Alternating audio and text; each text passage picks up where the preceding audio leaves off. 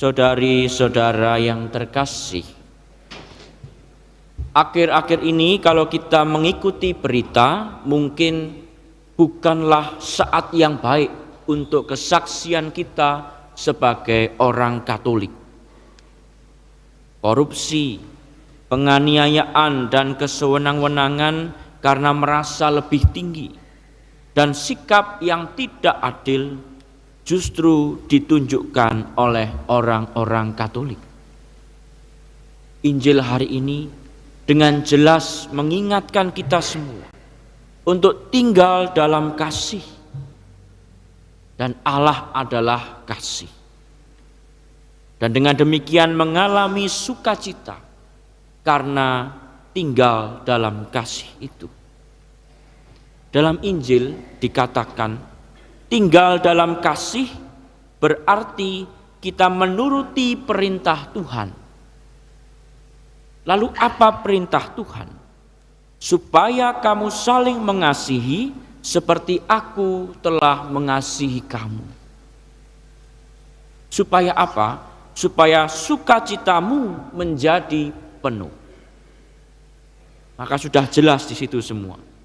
Kita diminta tinggal dalam kasih, tinggal dalam Allah. Perintah Allah, perintahnya apa? Supaya saling mengasihi, supaya kita menjadi bersukacita dalam Tuhan. Saya ingat ketika saya kecil, orang tua saya sering menegur saya. Biasanya kalau saya pulang lalu ada lecet-lecet ya, ada luka karena main gitu, atau karena main terlalu malam, atau karena di tempat umum tidak mau digandeng atau di keramaian gitu ya. Mama saya sering kali gregetan dan berkata, dicintai kok sulit sekali toh kamu itu. Mama selalu mengatakan begitu. Kok dicintai aja susah sekali. Kerinduan yang sama itu juga dirasakan oleh Bapa kita Yesus Kristus. Tuhan ingin kita selamat, Tuhan ingin kita hidup dalam sukacita, maka Dia minta supaya kita tinggal dekat dengan Yesus yang adalah kasih. Jangan kemana-mana, nanti kamu hilang, nanti kita celaka, nanti jatuh dalam dosa. Tinggallah dekat dalam kasih. Dikatakan dalam bacaan kedua, kasih berasal dari Allah, dan setiap orang yang mengasihi lahir dari Allah dan mengenal Allah, sebab Allah adalah kasih. Maka kasih itu menjadi tanda sebagai orang yang mengikuti Yesus, yang mengenal Allah. Allah adalah kasih. Karena kasih Allah itu sudi datang ke dunia.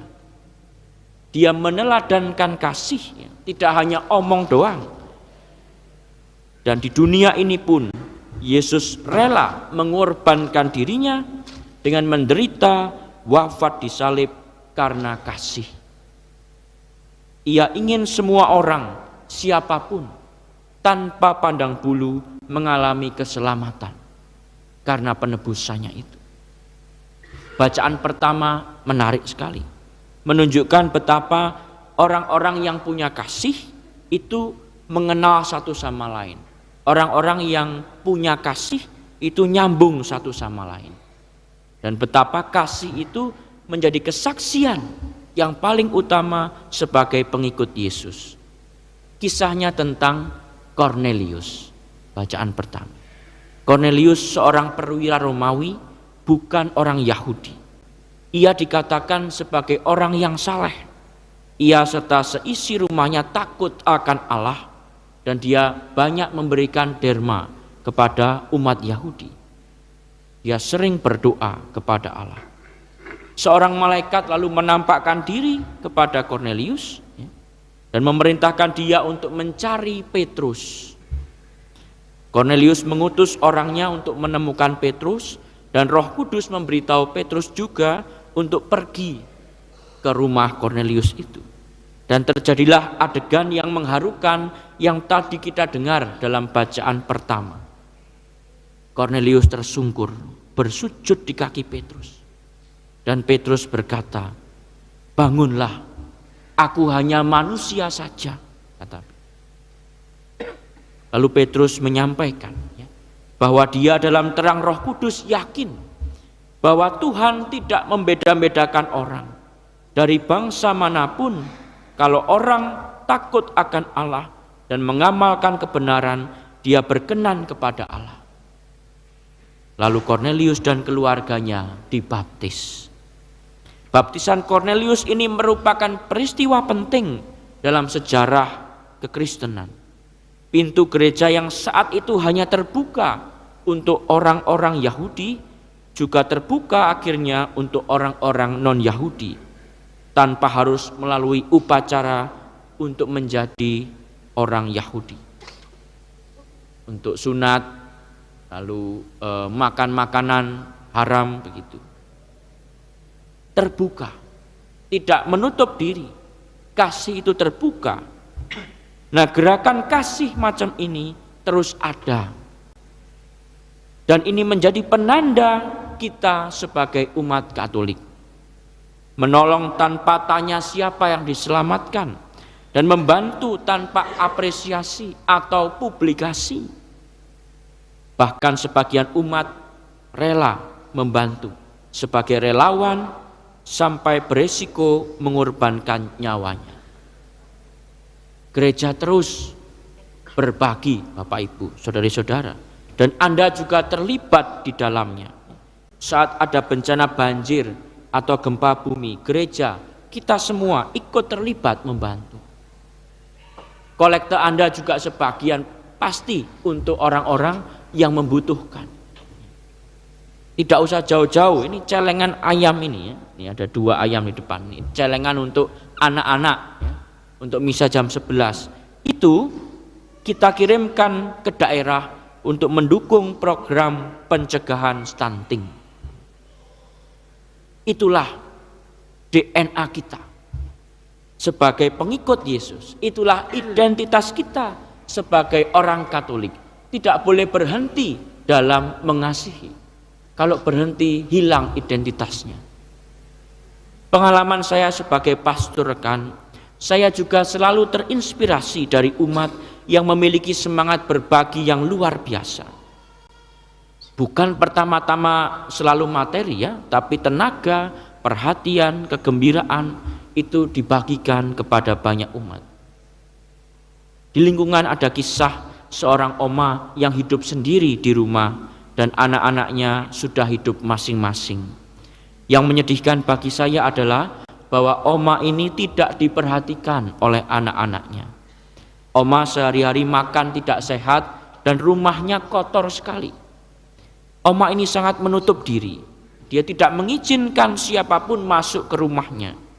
Ketika umat lingkungan mengunjungi oma ini juga ditolak, nggak boleh masuk. Tapi umat tidak menyerah.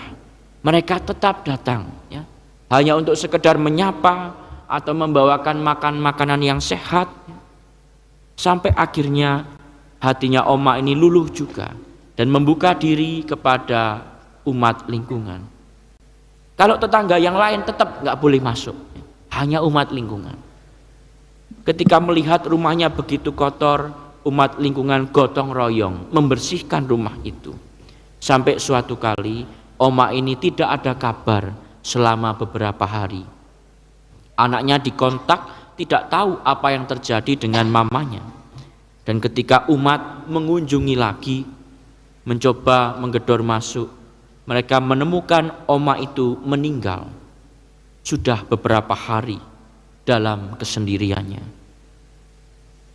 Umat yang tahu dulu, umat segera mengurus pemakaman dan mencari romo untuk ibadah pemakaman. Pengalaman itu bagi saya luar biasa, menunjukkan bahwa kita mungkin membagikan kasih semacam itu. Kita nggak kenal orangnya siapa, kita ditolak tetap mau membantu. Bahkan lebih dari hubungan darah itu, sahabat yang mau mengorbankan dirinya bagi sahabatnya. Gerak kasih umat itu luar biasa. Tekun, setia, dan tidak menyerah dalam mengasihi. Saudari-saudara terkasih, kita diundang untuk tinggal dalam kasih, mengikuti sang kasih sejati, dan membagikan kasih kepada banyak orang. Mulailah dari keluarga kita sendiri. Keluarga itu adalah tantangan mengasihi yang paling berat, tantangan mencintai yang kompleks. Oma dalam kisah tadi sedikit banyak tentu ada soal dalam keluarganya juga. Ada cerita suatu hari seorang manajer HRD yang sangat Katolik ingin mengetahui apakah karyawan di kantornya itu merasa bersukacita atau tidak dalam hidup keluarganya. Karena itu sedikit banyak mempengaruhi kinerja di kantor. Maka dia mengundang semua karyawannya untuk rapat. Hadir semua untuk rapat. Dalam rapat itu dia minta, Bapak coba silahkan maju ke depan. Dan seorang bapak maju ke depan. Lalu diminta demikian, Bapak tolong tuliskan 5 nama orang yang paling Anda cintai dalam hidup ini. Karyawan itu menulis ibunya, bapaknya, istrinya, anaknya, dan sahabatnya. Lalu manajer HRD itu minta, tolong coret 3 nama sehingga menyisakan 2 saja yang paling Anda cintai dalam hidup ini. Peserta rapat yang lain ingin tahu siapa yang dicoretnya. Karyawan itu mencoret sahabat, ibu dan bapak sehingga tersisa 2 saja, yaitu istri dan anak. Tidak sampai di situ, si manajer minta lagi, coret 1 nama lagi. Waduh, suasana rapat menjadi tegang, ya kan? Siapa yang akan dicoret? Sang karyawan dengan berlinang air mata mencoret 1 nama, yaitu anaknya. Si manajer lalu bertanya, Bapak, mengapa kamu lebih memilih istrimu dibandingkan ibumu yang sudah membesarkanmu dan dibandingkan anakmu yang merupakan darah dagingmu sendiri? Dengan sedih, karyawan itu menjawab si manajer, Pak, istri saya ada di sini, Pak, ikut rapat.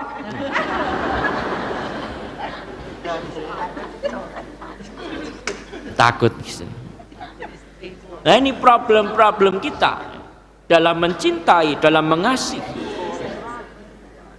Kita senantiasa diajak untuk terus belajar, ya, dalam mencintai, dalam mengasihi. Maka marilah kita mohon kepada Tuhan dalam doa-doa kita agar sungguh-sungguh kita mengalami, merasakan cinta Tuhan. Itu penting, ya. Sungguh-sungguh mengalami cinta Tuhan dan tinggal dalam kasih itu.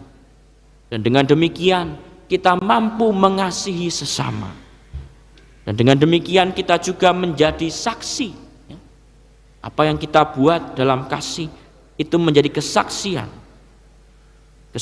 kita sebagai pengikut Yesus yang sejati. Amin.